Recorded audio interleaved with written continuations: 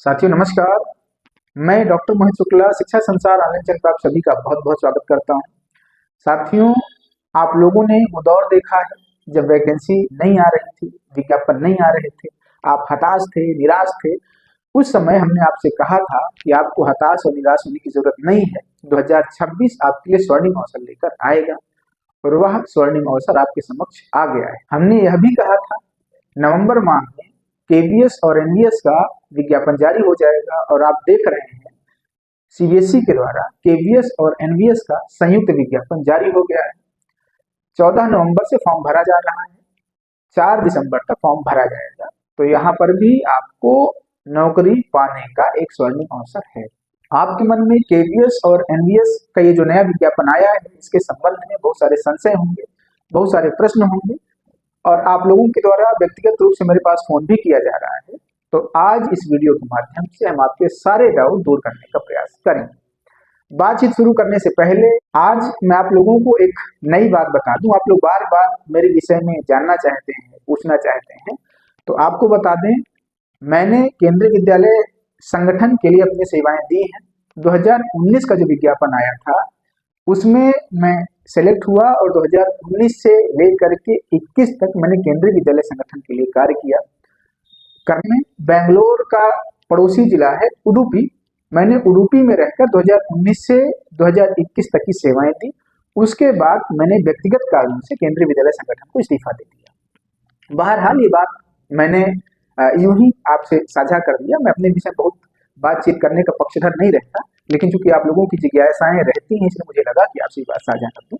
मैं केंद्रीय विद्यालय संगठन के लिए काम कर चुका हूं।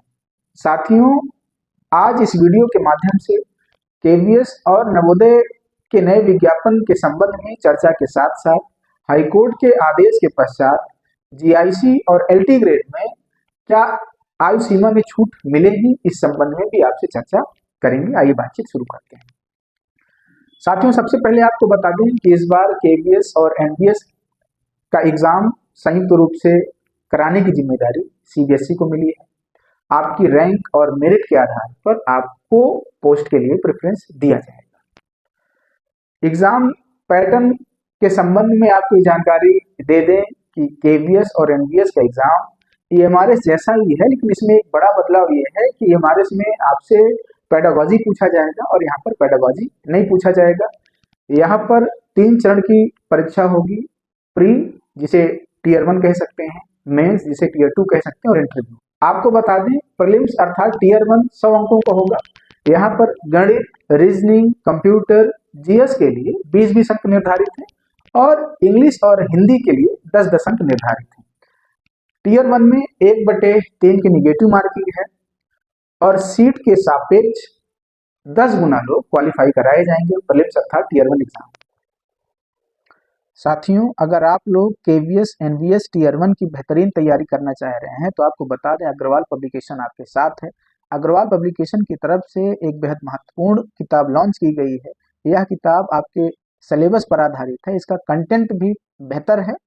साथ ही साथ यह किताब हिंदी और इंग्लिश दोनों भाषाओं में, दोनों माध्यम में उपलब्ध है। आप लोग यहाँ पर देख सकते हैं अग्रवाल पब्लिकेशन अपनी केवीएस जर्नी शुरू करो सही बुक के साथ। इस किताब को परचेज करने के लिए आप लोग कमेंट सेक्शन में दिए गए लिंक के माध्यम से इसे खरीद सकते हैं, परचेज कर सकते हैं।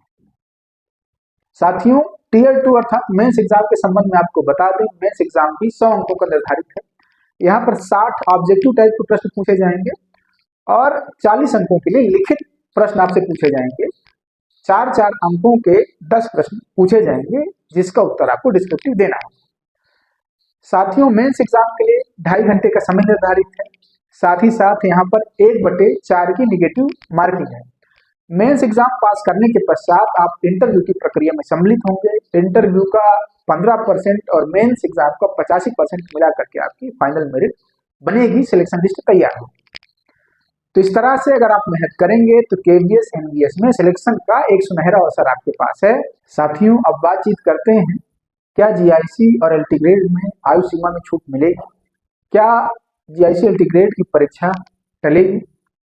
आप लोग जानते हैं बहुत सारे कैंडिडेट, बहुत सारे प्रतियोगी छात्र कोर्ट गए थे और उनका तर्क था कि 2018 के बाद से जीआईसी एलटी ग्रेड की वैकेंसी नहीं आई है, इसलिए उनको भी इसमें आवेदन करने का, इस भर्ती प्रक्रिया में सम्मिलित होने का अवसर दिया जाए। कोर्ट के द्वारा आयोग को कहा गया है कि इस विषय पर आयोग के द्वारा सहानुभूतिपूर्वक विचार किया जाना चाहिए, लेकिन यहाँ पर यह स्पष्ट कर दें, जब तक शासन के द्वारा, सरकार के द्वारा आयोग पर दबाव नहीं बनेगा, मुझे नहीं लगता कि आयोग के द्वारा एज रिलैक्सेशन दिया जाएगा, आयु सीमा में छूट दी जाएगी। आयोग इस पक्ष में नहीं दिख रहा है। आयोग परीक्षा की तैयारी कर रहा है, परीक्षा की तैयारी हो गई है, JICLT ग्रेड की परीक्षा अपने नियत समय पर हो जाएगी। अगर सरकार के द्वारा, शासन के द्वारा समय रहते ठीक ठाक दबाव आयोग पर बनाया जाता है, तब बहुत संभव है कि आयोग इस पर विचार करे।